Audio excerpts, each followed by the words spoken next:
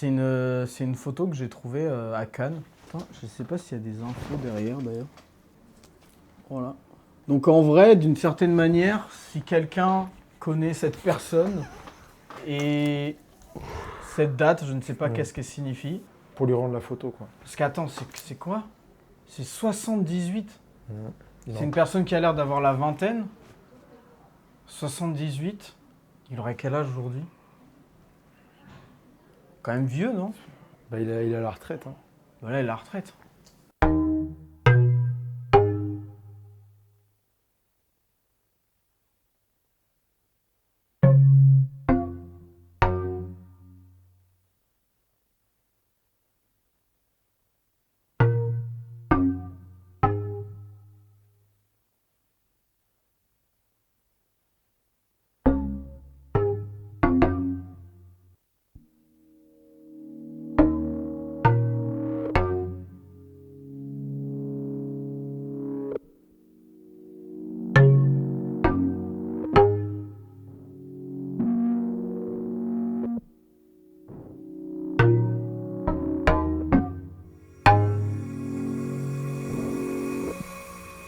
Quand on arrive à relier quelque chose qui peut être absurde à une émotion réelle, palpable, qu'on connaît, ça rend le truc impactant et on peut déjà s'identifier.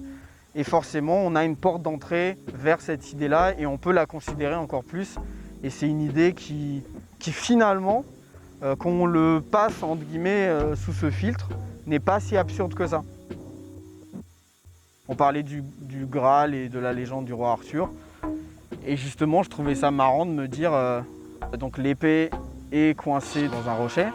Et je trouvais ça marrant justement de me dire, vu que c'est un rocher, forcément c'est déplaçable. Bon, il y a plein de différents types de légendes par rapport à ça. Il y en a, c'est carrément des falaises ou quoi. Mais en général, c'est un peu ça.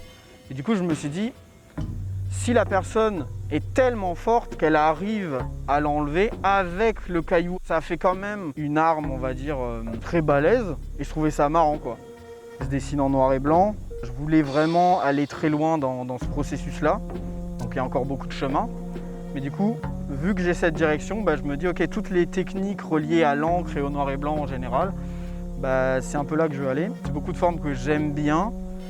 Et c'est beaucoup de questionnements qui peuvent être bizarres ou qui ne marchent pas. Et en fait, c'est là où je vais me dire, ok, ces deux trucs-là ne fonctionnent pas ensemble. Je vais essayer de les assembler quand même, voir ce que ça donne. Donc ça donne beaucoup d'échecs. Mais quand ça marche, je trouve ça cool. Et je me dis, ah ouais, en fait, putain, je pensais pas que ça pouvait fonctionner. Le fait de mélanger des éléments organiques, donc qui peuvent être considérés comme vivants, et en parallèle des éléments plutôt comme ça, là, genre du caillou, quoi, et de mélanger les trucs ensemble, je trouvais ça cool. Et derrière, ce pattern, j'ai essayé de le mettre en forme sur plein d'éléments différents, donc plein de trucs. Et du coup, ça a forcément créé par la suite cet univers, on va dire.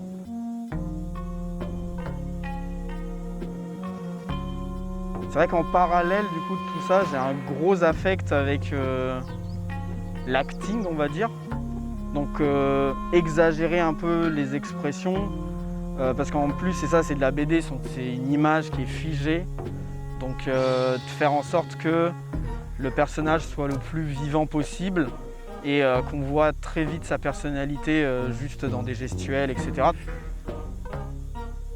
Plus jeune, quand j'ai commencé à dessiner, j'avais rien d'autre que du noir et blanc, c'est-à-dire du charbon et un mur ou un stylo. Un stylo, ça peut être du stylo bleu, mais c'est vrai que maintenant que tu le dis, c'était souvent des stylos noirs avec une feuille.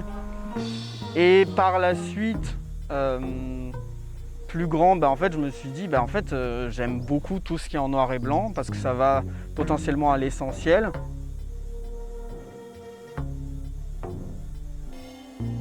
Est-ce que c'est moi qui est à l'envers ou c'est le monde qui est à l'envers?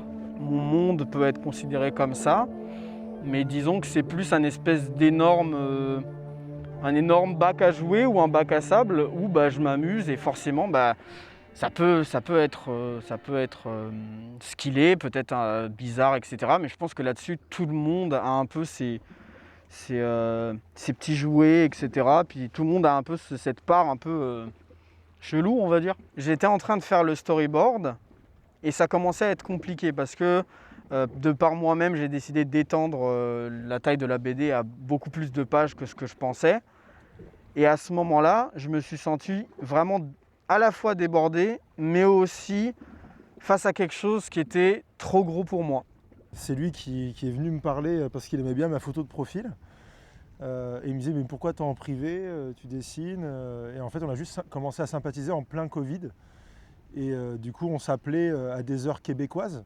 Donc à ce moment-là, justement, mon ami et collègue, qui lui est de base super balèze dans tout l'aspect, on va dire, scénaristique, etc. C'est déjà un créatif de base très talentueux. Et justement, j'avais fait appel à lui juste pour me dire, mec, est-ce que tu as des petits tips, etc. Si tu peux relire ma BD pour voir ce que tu en penses. Donc il a relu la BD. Et là, il a vu qu'il y avait tellement de problèmes dedans, il y avait tellement trop de trucs qui n'allaient pas. Et là, c'était purement mon amateurisme. En fait, tout simplement, j'avais pas toutes les armes pour ça. Et il se trouve que lui, il a su très vite. En fait, au début, il s'est dit, en fait, je vais t'aider à relire des petits trucs, peut-être donner des petits conseils.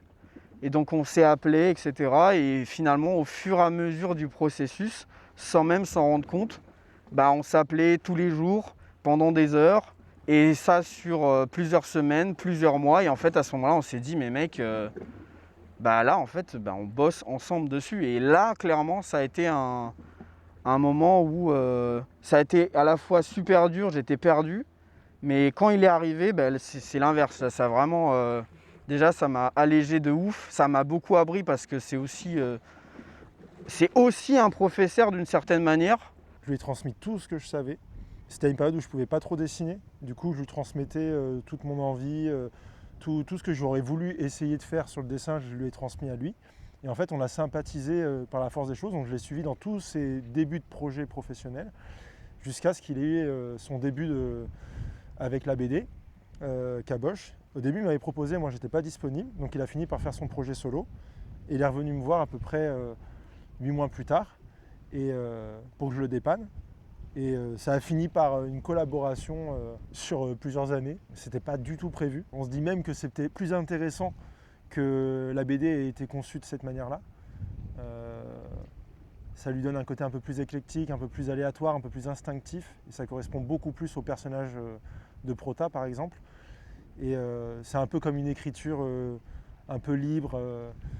Voilà, donc on n'arrivait pas à se donner de limites. D'une certaine manière, nos chemins se croisent, se recroisent et finalement, potentiellement, ça devait arriver.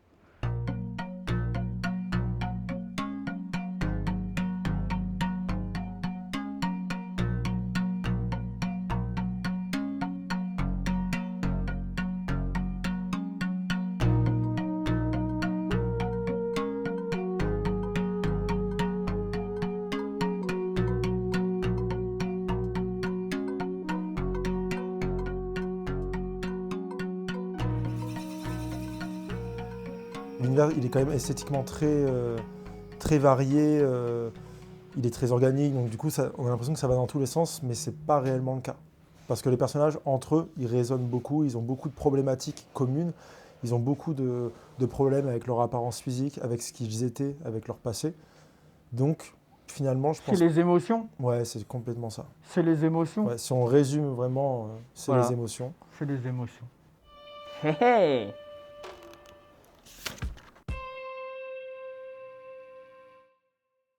Ouais, t'as vu, regarde, il y a même un visage dedans. Il y avait la petite aussi, elle était vraiment pas belle. Mais on a déjà le truc et tout, hein. On a déjà la base. Et après ça, c'était plein de types de casques différents. Oreille dans le bon sens, ça s'ouvre vers le haut. Ouais, mais tu te rappelles le moment où tu as créé la sphère qu'il a dans le dos, là, pour rentrer la serrure? Ah bah tiens. Ah bah voilà. Il est là. Là, ça commençait à se rapprocher beaucoup. Le premier de Shoes et Prota qui commençait à se définir de mieux en mieux. Là. Il avait un peu de vêtements. C'est vrai. L'univers qu'il y a dans la BD, il est juste là comme un terrain de jeu. Tant que les personnages sont écrits profondément et humainement, je pense pas qu'on perd le lecteur sur cet aspect-là. On n'est pas dans les codes de ce que Excalibur c'est censé être. C'est librement interprété parce que sinon, encore une fois, on peut très vite s'emmerder. C'est juste qu'il y a des espèces de logique inhérent à ça qu'on va garder, mais le reste, on fait ce qu'on veut.